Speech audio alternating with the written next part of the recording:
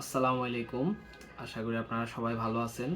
আমি আমার আগের ভিডিওগুলোতে বলছি যে আসলে আইএলসে আমি কি মিস্টেকগুলা করছি, আমার মিস্টেকগুলা থেকে আপনাদেরকে আমি অভিজ্ঞতা দেওয়ার চেষ্টা করছি যে কি ভুলগুলো আপনাদের আসলে করা উচিত না।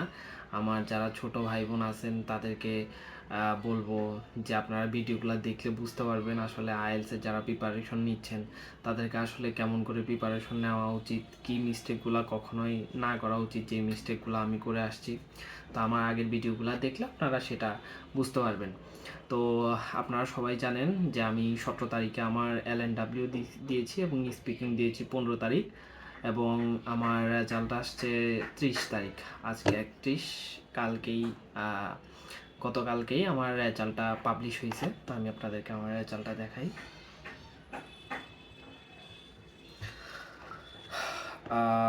এই হলো আমার রেজাল্ট। ওভারঅল ব্যান্ড স্কোর 6 আসছে, রাইটিংয়ে 6.5, রিডিংয়ে 6.5, সবচেয়ে কম আসছে লিসেনিংয়ে 5.5 এবং স্পিকিংয়ে 6 আসছে। তা আমি আগেই বলছিলাম যে আমার স্পিকিং কী টাইপের কোশ্চেন আসছে ওটা আপনারা জানেন। তারপরও আলহামদুলিল্লাহ 6 পয়েন্ট পাইছি। আমি আসলে এতটুকু এক্সপেক্ট করি নাই যে 6 আসবে, আমি ভাবছিলাম 5.5 আসবে। রিডিংয়ের ক্ষেত্রে সত্যি কথা বলতে রিডিংও আমি এতটা এক্সপেক্ট করি নাই, যতটা আসছে 6.5 আসছে। আমি জানি না কিভাবে।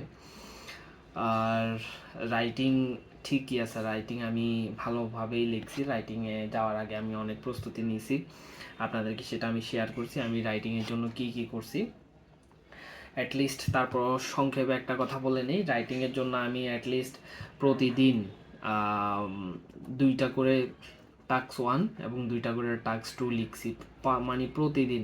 এবং ক্যামব্রিজ শেষ করার পরে আমি ক্যামব্রিজের এমন কোনো রাইটিং টাস্ক নাই। প্রত্যেকটা আপনারা জানেন ক্যামব্রিজের বইগুলোতে 4টা করে প্রশ্ন থাকে, 4 সেট করে প্রশ্ন থাকে প্রতিটা ক্যামব্রিজ 10 থেকে ক্যামব্রিজ 19 পর্যন্ত।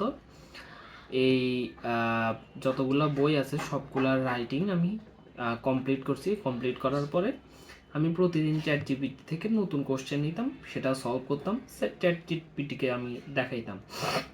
কিন্তু মজার বিষয় হচ্ছে কি জানেন, চ্যাট জিপিটি আমাকে কখনো 5.5-এর বেশি দেয় নাই কখনো। মানে আমি প্রায় 1.5 মাসের মতো প্র্যাকটিস করছি, তাহলে চিন্তা করুন 1.5 মাসে আমি কতগুলা রাইটিং টাস্ক 1 আর টাস্ক 2 লিখছি।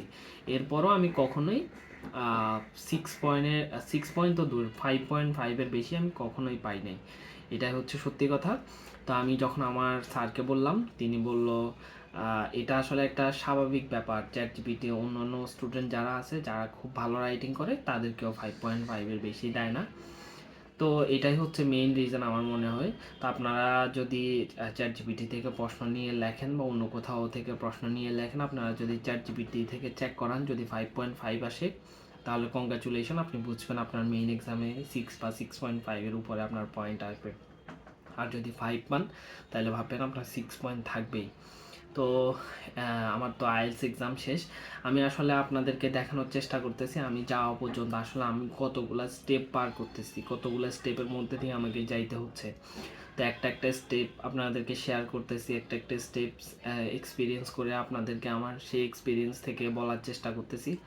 তো আমার যেহেতু আইএলসের রেজাল্ট চলে আসছে, তো এখন আমি চেষ্টা করব ইউনিভার্সিটি সিলেক্ট করার প্রথম কাজ। এবং ইউনিভার্সিটি সিলেক্ট করার আগে যে মেইন কাজটা আমাকে করতে হবে সেটা হচ্ছে আমার ডকুমেন্টগুলো রেডি করা। একজন ইন্টারন্যাশনাল স্টুডেন্টের সবচেয়ে বড় কাজ হচ্ছে তার ডকুমেন্ট সব ঠিক থাকা। তো সেই ক্ষেত্রে আমি মনে করি আমারও ডকুমেন্ট সবগুলা ঠিক করা দরকার। সবগুলো ডকুমেন্টের ফাইল আমি সামনেই রাখছি।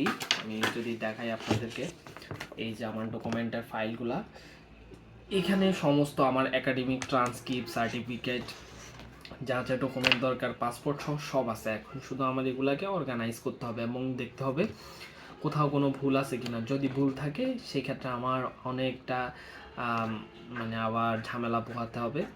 তো আমি চেষ্টা করব আপনাদেরকে সব কয়টা প্রসেস একটা করে দেখাতে। তো আজকে আমার যেহেতু রেজাল্ট দিছে, আমি আপনাদেরকে আমার রেজাল্ট শো করলাম।